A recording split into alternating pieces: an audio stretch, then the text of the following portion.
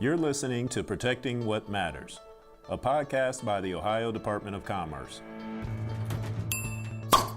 Commerce is Ohio's chief regulator, and we play a vital role in keeping you safe by protecting your property, your money, and some of the products you use every day.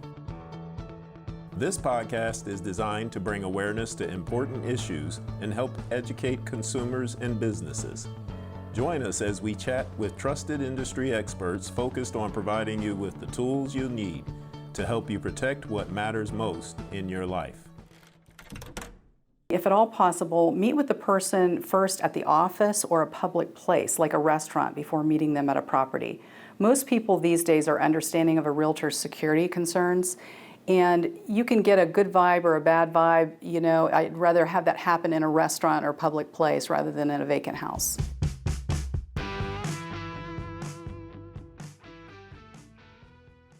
Thanks for joining us for this episode of Protecting What Matters. I'm your host, Brandon Klein, and today we have Daphne Hawk, our new Superintendent of the Division of Real Estate and Professional Licensing here at the Department of Commerce. It's National Realtor Safety Month in September.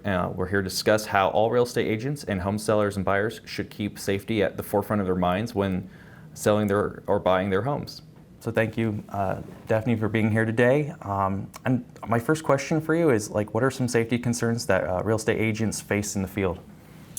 Well, real estate agents face unique work situations because they most often work alone, and they face two unknowns. The property and the location are often unfamiliar, as are the potential customers and clients they may be meeting.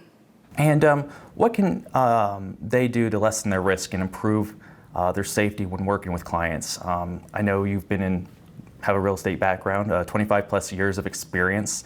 What were some safety practices you've incorporated and shared with other professionals? Sure. So do some homework on the person you're meeting. A simple Google search, a Facebook or LinkedIn search is sometimes helpful to help you be able to easily identify the person you're meeting. Secondly, ask the person if they have been pre-approved by a lender, and ask it for it to be sent to you in advance of the showing, and then call the lender to verify they have met with the person and or checked their information for validity. For instance, one time I had a buyer contact me and want to see a property. When I asked him for a pre-approval letter, he sent it to me, but I still wanted to check it for validity. And when I called to check, it was not valid. So that was a big red flag for me. And I always encourage agents to listen to their gut. If you feel like something's not right, it's probably not, and you should keep checking. And if in the last that you can't do anything else, at least take someone with you. Finally, if at all possible, meet with the person first at the office or a public place, like a restaurant, before meeting them at a property. Most people these days are understanding of a realtor's security concerns, and you can get a good vibe or a bad vibe. I'd rather have that happen in a restaurant or public place rather than in a vacant house. A lot of good information and tips there.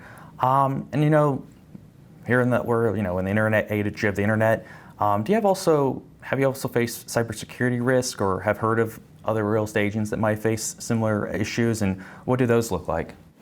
Well, the biggest problem recently has been relative to home sellers or buyers being duped into giving out wiring instructions via email.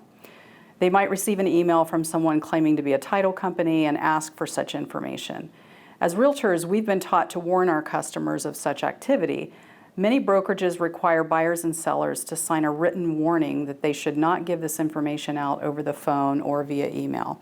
So that's one of the most important things, I think, for buyers and sellers to be aware of, especially when they're so close to closing that they're very apt to answer any question they might get via email or phone, and they just need to remember to verify who they're speaking to and to not give that over the phone. No title company will ever ask for that over the phone or via email.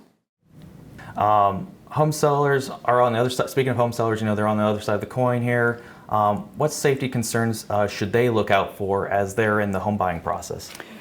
So when a home is about to go up for sale, people clean up their home, they declutter and things like that, but they often forget to put away things that they don't necessarily see as very valuable, but may be very valuable to a thief. such as small electronics or prescription drugs, firearms or weapons of any kind. And then, I often remind sellers to never let anyone in the home. What happens a lot these days, especially in this recent market, where there are so many buyers and they want to be the first in to get an opportunity, they or their agent may go up and knock on the door. Oftentimes it's the buyers themselves without their agent, but they'll knock on the door, and we have to encourage our sellers to never let anyone in the home without having a showing appointment and accompanied by their agent. Another thing that's been going on for at least 10 years to my knowledge is a solicitation will come in the mail offering a copy of their deed. It looks like it's coming from a government agency, and the offer is to provide a copy of their deed for somewhere around $80 to $100. Unfortunately, this has been going on for years, and it is not illegal. They are offering a service. Sadly, though, this information is often available online for free at your county recorder's office. Just today, I had someone call me and say they wanted a copy of their deed, and they had ordered it. And they did order it from the recorder's office, but many people, especially the elderly, they don't know that these things are also available online, and they could have a family member print it out, which is exactly what I did this afternoon, and I said I'll stop over and drop it off. If they don't need a certified copy, then a simple copy can be printed from the internet. If it is required that they have a certified copy for some reason, then they can order that through the recorder's office.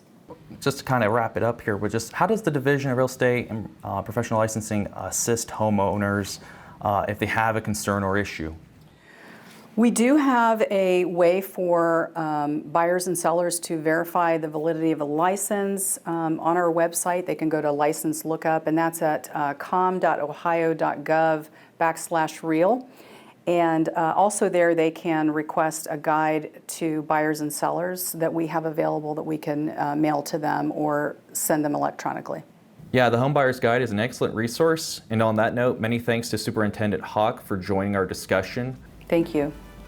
For more information, please visit our website at com.ohio.gov/real. That's REAL. Thank you for listening to this episode of Protecting What Matters.